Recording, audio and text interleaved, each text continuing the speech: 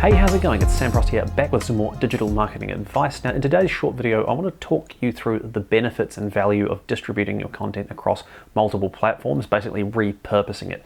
So whether you're generating leads and sales for a real-world business like most of my clients are doing, or you're building niche websites to monetize via display advertising or affiliate revenue, whatever you're doing, if you're building or creating content, especially content that answers questions or solves problems, so you're identifying long tail keywords, for example, and creating articles or blog posts that answer those questions and solve those problems to try and rank them in Google.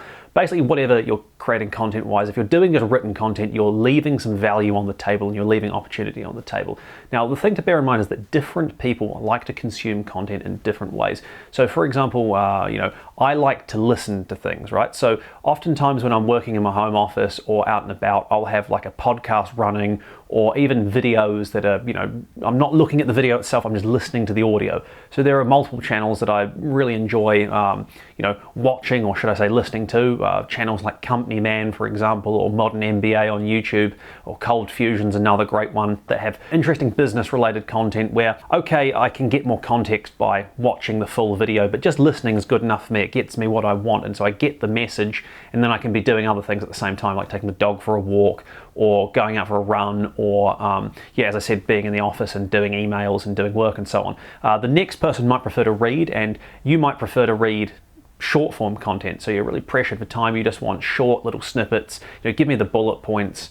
Don't give me all the waffle and fluff. The next person along might like to read really in-depth, long-form content. So, something that could be distilled down to 500 words, you might be happy to read 5,000 words as a short ebook or something like that. And then also you've got people who just want audio only, or visual content like infographics. So, there's basically different strokes for different folks, as the saying goes. And what I tend to find, and really this is driven off the fact that it takes a lot of additional effort to do this, but there are strategies you can use to speed things up, which I'll talk about shortly. But basically, because of that additional effort that's required, most businesses, whatever it is you're doing with your content in terms of intent, will typically just create written content, right? So it's easy just to go and pick a topic, how to train your Labrador or something like that, and spin up a 500 word or 1,000 word article or 2,000 words or whatever, and go and create that and put it up on your website and leave it at that. But there's so much more you could do. Could you make a video version of that? Could you turn that into a podcast? Could you expand on it? To have podcasts don't have to be specifically long episodes. You could have a short little, 5-minute type podcast, or even shorter than that, just little sound bites basically that people can listen to, or you could expand on things in longer form content. You could take that article and have like a downloadable cheat sheet version. So if I look at clients of mine that I work with, for example, we've often got really good results by having longer form website articles or blog posts, and then having branded PDF downloads that have the key points distilled with a call to action at the end of them. And using Google Analytics event tracking, we can see we're getting really good uptake on these downloads, and people are getting that content stored on their devices and getting the brand in front of them and so on. So really the moral of the story is that idea you're targeting, whether it's how to train your Labrador, or whatever it is you're going after, how to clean your car, or any other type of content, whatever your topic or niche or industry is, chances are that underlying message can be repackaged and distributed in different formats: written content, long and short form, audio such as podcast episodes, video. So you could do something like this, a talking to a camera video. You don't need a flashy camera or anything. When I started doing this, I just used a cell phone. You could use webcam, all those kind of things, and sort of scale up from there and invest into better equipment. Thereafter, you screen capture or recording. You can use all sorts of like video animation tools that bring in stock images and footage. You can just narrate over the top of them. There's loads of different options for this. So really whatever it is you're doing, and whatever your budget is and skill level, there's going to be ways to take that fundamental message and create it in such a way that you can distribute it across multiple channels. Because what this does is gives you the opportunity to reach different audiences the way they want to be reached. Same thing goes for those blog posts or articles. You could turn them into little social media snippets and share the key message on your Facebook page, LinkedIn channel, those kind of, or LinkedIn profile or page, those kind of channels as well. And then you might link through to the bigger form content.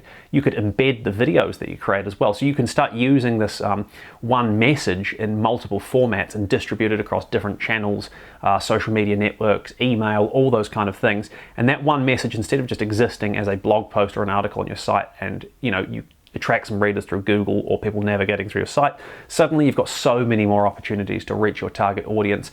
And although it takes additional effort to do this, the one thing to bear in mind is that you can get more mileage out of each piece of content. So you shouldn't need to come up with so many different topics or ideas. You might be able to, instead of having to try and feel like you've got to create a blog post every week or an article every week, you might pick one topic a month and then actually make sure that you kind of own all of the different distribution mechanisms or methods or formats for that piece of content. Or you could look at ways to scale it up and outsource things like video creation. So, you know, you could take your articles or blog posts and hire a video creator who outsources or produces that content for you, or you could hire someone to record a podcast version or create infographics, whatever it is. Basically, the key thing is look at different distribution methods, because different individuals like to consume content different ways. You'll have your own preferences. I'll be interested to hear how you like to consume content. Do you like to read? Do you like to listen to things? Do you like to watch things? Do you like to look at images?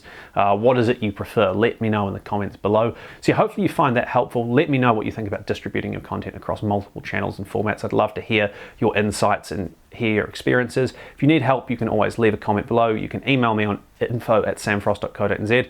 Please like this video if you found it helpful and subscribe for more advice, and I'll see you next time.